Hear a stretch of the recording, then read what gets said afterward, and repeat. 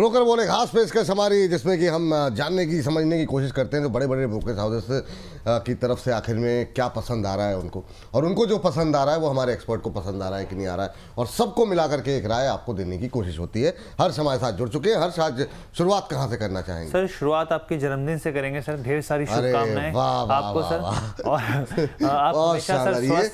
अच्छा, ये हर्ष के अंदर ये बीते दिनों में गुण है, शब्दों से आप भी खिलाड़ी हो गए, लेकिन देखते सर आपसे सीखते। अरे सर आप स्वस्थ रहें और जैसे मस्त है हमेशा वैसे ही मस्त रहें सर, यही हमारी थैंक यू, बहुत बहुत थैंक यू आपको, बहुत बहुत धन्यवाद हर्ष जी। सर सबसे पहले स्टॉक की बात करते हैं sir. Equitas small finance bank की मोतीलाल ओसवाल की रिपोर्ट, खरीदारी की सलाह और 85 रुपए प्रति शेयर भाव के टारगेट्स इन्होंने दिए हैं। सबसे पहले उन्होंने कहा कि बैंक अगले 5 साल में 20% की ग्रोथ का लक्ष्य लेकर चल रहा है। यहाँ पे ग्रोथ का जो फोकस रहेगा वो स्मॉल बिजनेस लोन के ऊपर रहेगा, होम लोन और जैसे जो सुरक्षित जो लोन्स है उसके ऊपर ज़्यादा फोकस किया जाएगा। अगर माइक्रो फाइनेंस की बात की जाए यहाँ पे, उसमें जो हिस्सेदारी होगी कुल लोन की, वो लोन बुक की करीब 10% के आसपास होगी, यानी कि सीमित दायरा जो है वहाँ पे रखा जाएगा।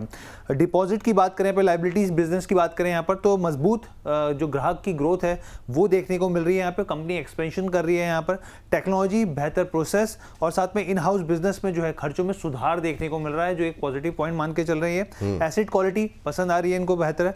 मैनेजमेंट ने कहा है यहाँ पे क्रेडिट कॉस्ट जो है वो 1.25% से लेकर 1.5% तक, और रिटर्न ऑन एसेट जो है वो 1.5% से लेकर 1.8% रहने की संभावना दिख रही है।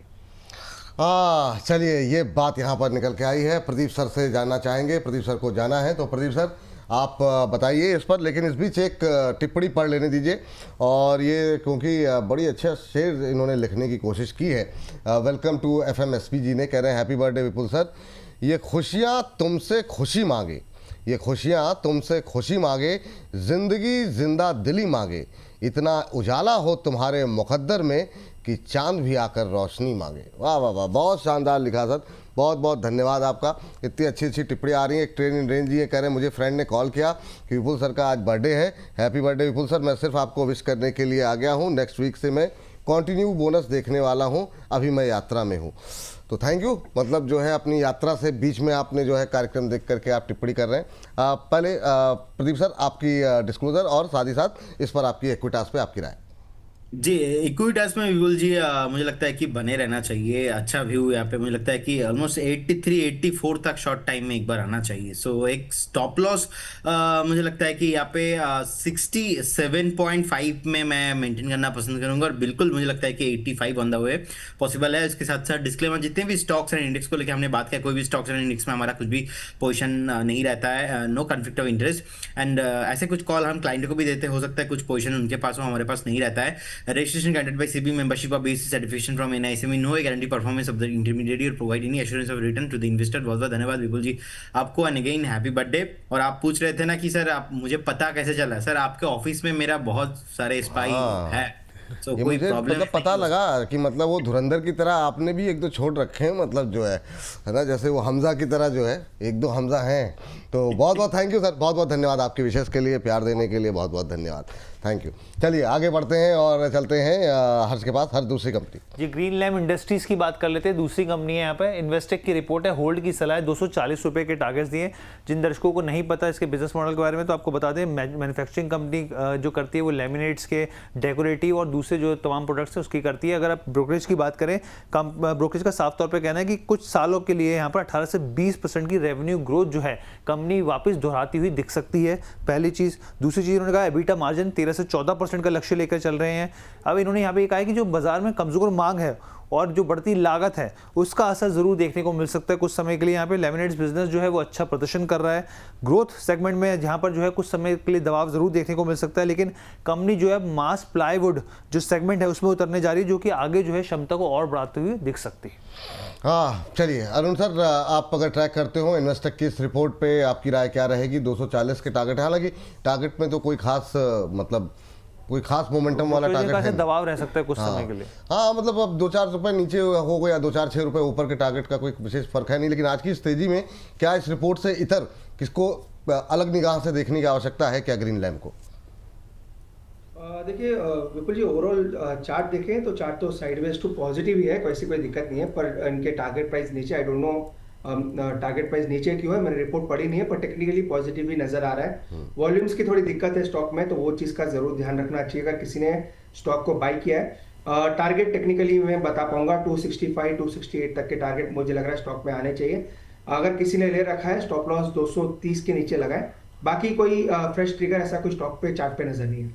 चलिए ये बात है ग्रीन लैम्प को लेकर के। हर्ष, तीसरी कंपनी? जी तो ओला इलेक्ट्रिक जो है वो तीसरी कंपनी है। यहाँ पे गोल्डमैन सैक्स की रिपोर्ट है, न्यूट्रल की 16 और 38.90 के इन्होंने टारगेट्स दिए हैं। सबसे पहले उन्होंने कहा कि जो कंपनी ने 780 करोड़ रुपए जो जुटाए हैं फंड जुटाने के लिए, करीब करीब यहाँ पे 21 करोड़ 75 लाख जो नए शेयर है वो जारी किए गए, जिसमें से लगभग 5% का डिल्यूजन है। अब इन्होंने कहा जो जुटाई रकम है अगर आप उसको देखें तो लगभग 3 तिमाहियों के अबीटा नुकसान के बराबर है। यहाँ पर 3 तिमाहियों के अबीटा नुकसान के बराबर जो रकम कंपनी ने जुटाई है यहाँ पर। इसके अलावा उन्होंने कहा कि FY26 में कंपनी के जो ऑपरेटिंग कैश बर्न है वो लगभग 600 से 700 करोड़ तक पहुंचता हुआ दिख रहा है यहाँ पे साफ तौर पे।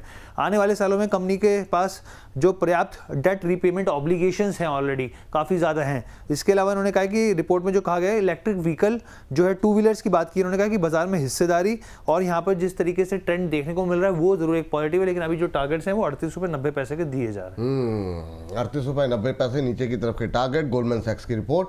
अंबाला मैम, सहमत हैं क्या इस रिपोर्ट से आप? नहीं। कोई टिप्पणी?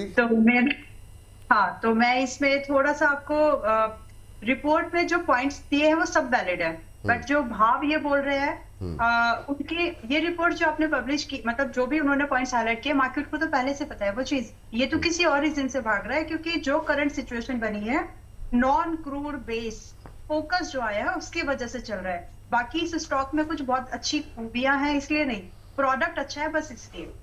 तो फिलहाल के लिए 46 है, मैं यहाँ पर बाइंग की ही सलाह दूंगी। टारगेट जो है वो तो कम से कम आज बाय भी नहीं करे तो 45 के आसपास बाय करने का विचार रखिए।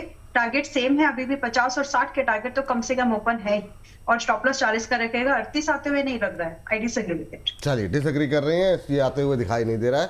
चलिए लास्ट इस बीच में IFCI 80 आ गया। IFCI 80 आ गया, ओहो हो। स्क्रीन पे जरा लेकर के आ जाइए भाई, पहले IFCI 80 81 15% ऊपर। टारगेट हिट लगा दीजिए भाई साहब IFCI पे। क्या कॉल निकल के आई, और देखते ही देखते अद्भुत, बहुत शानदार 80 और 100 के टारगेट दिए गए थे, फर्स्ट टारगेट हिट, और इस तरह का मूव 15% ऊपर अब IFCI। तो लक्ष्य भेदा है यहाँ पर IFCI ने। क्या कॉल निकल के आई है।